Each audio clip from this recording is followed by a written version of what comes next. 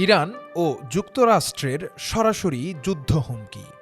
ভেনেজুয়েলার president Nicolas মাদুরোর অপহরণ আর Greenland ঘিরে নতুন কৌশলগত টানাপোড়েন, সব মিলিয়ে বিশ্ব রাজনীতি এখন এক অস্থির সন্ধিক্ষণে।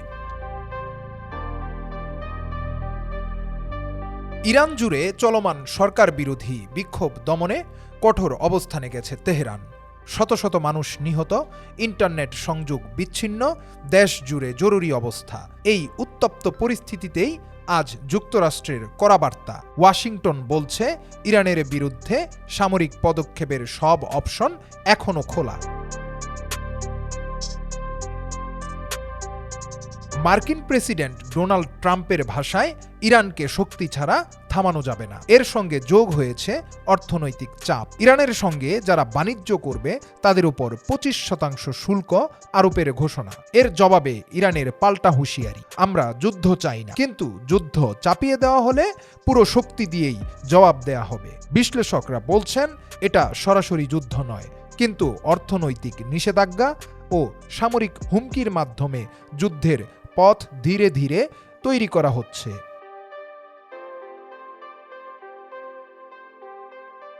বিশ্ব রাজনীতিতে বিরল এক ঘটনা, যুক্তরাষ্ট্রের বিশেষ বাহিনী ডেল্টা ফোর্স ভেনেজুয়েলার প্রেসিডেন্ট নিকোলাস মাদুরোকে সরাসরি অপহরণ করে যুক্তরাষ্ট্রে নিয়ে যায়। একটি সার্বভৌম দেশের নির্বাচিত রাষ্ট্রপ্রধানকে এভাবে তুলে নেওয়াকে আন্তর্জাতিক আইনের চরম লঙ্ঘন বলেছেন বিশ্লেষকরা। লাতিন আমেরিকার দেশগুলো একে বলছে রাষ্ট্রীয় সন্ত্রাস।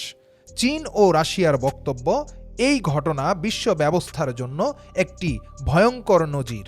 গ্রিনল্যান্ড দূর উত্তরের বরফে ঢাকা ভূখণ্ড, এখন ভবিষ্যতের সামরিক ঘাঁটি ও বিরল খনিজ সম্পদের কেন্দ্রবিন্দু। যুক্তরাষ্ট্র প্রকাশ্যে বলছে, গ্রিনল্যান্ড তাদের কৌশলগত নিরাপত্তার জন্য অপরিহার্য।